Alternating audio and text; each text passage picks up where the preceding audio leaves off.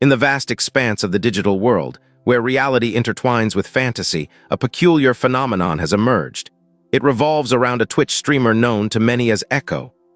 With a growing following, Echo captivated audiences with immersive gameplay and engaging commentary. However, as the days turned into weeks, something unsettling began to unfold. Viewers noticed peculiar patterns in Echo's streams. At first, it was subtle, a glitch here, a stutter there, but soon it became evident that these were not mere technical issues. Echo's streams began repeating segments, often with eerie precision. A chilling sense of déjà vu enveloped the chat as fans commented on the bizarre occurrences. One user typed, "Didn't he just say that?" Another echoed, "This feels like a loop." The comments flooded in, skepticism mingling with intrigue as the community attempted to make sense of what they were witnessing. As the situation developed, it became clear that Echo was not merely playing a game. He appeared to be trapped in a loop. Viewers speculated. Was this intentional? Was he experimenting with a new form of performance art? Or was something more sinister at play? Delving deeper, we find that Echo often spoke about the allure of virtual reality.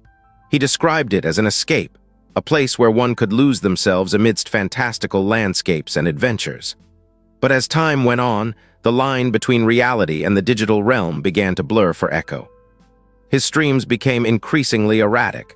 One night he launched into a monologue about his favorite game, only to revisit the same thoughts moments later. "It's like he's stuck in a glitch," a viewer remarked, their words tinged with concern.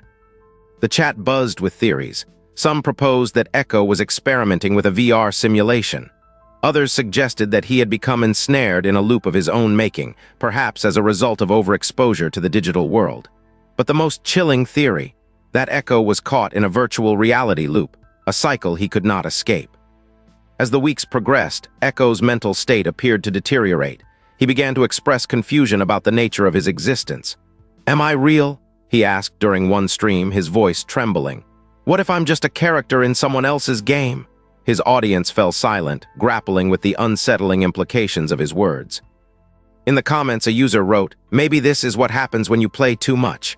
Another added, "He's losing it. Someone should help him." But what could be done?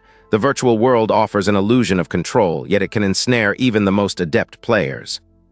As Echo continued to stream, viewers noted that he began to repeat not just phrases, but entire gameplay sequences. The same virtual landscapes, the same battles, the same outcomes. The eeriness intensified with each stream, the sensation of watching a man caught in a relentless cycle. Some fans began to speculate that the game itself might be to blame, perhaps a glitch or corruption within the software. But Echo insisted that everything was functioning correctly. "It's just the way it is," he said, his eyes reflecting a mix of resignation and fear. In one particularly unsettling stream, Echo paused mid-game, staring blankly at the screen. Then in a voice barely above a whisper, he confessed, "I can't remember the last time I logged off." The chat erupted, a flurry of concern and confusion. Viewers began to wonder, had Echo truly lost track of time? The line blurred further. Reality faded as the digital realm consumed him. The notion that he was merely a performer began to disintegrate. Was he, in fact, a puppet of the very technology he championed? As the days turned into weeks, Echo's streams became less coherent. He would often start a game only to return to the same opening scene, a virtual world he seemed unable to escape. The chat was rife with fear and speculation. "What if he's trapped?" one user typed. "Is this some kind of social experiment?" Unbeknownst to the viewers, a darker truth lingered beneath the surface. This virtual reality loop, this cycle of repetition, was not merely a technical glitch. It was a manifestation of Echo's own psyche, a reflection of his struggles with identity and existence. The Twitch community began to mobilize. Fans reached out, sharing their concerns across social media platforms. Hashtags like #SaveEcho began to trend, as viewers expressed their desire to help him break free from what they believed to be a virtual prison. But in reality, how could they save someone who might not even recognize he needed help? As whispers of intervention grew louder, Echo streamed on, caught in the same loop. "Am I still here?" he murmured, his voice filled with uncertainty. "Do I exist outside this screen?"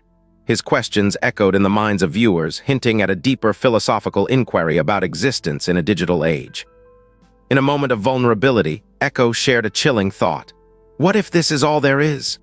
The words hung heavily in the air, resonating with viewers who began to wonder if Echo's plight was a reflection of their own fears, of being lost within their screens, of being trapped in a loop of their own making.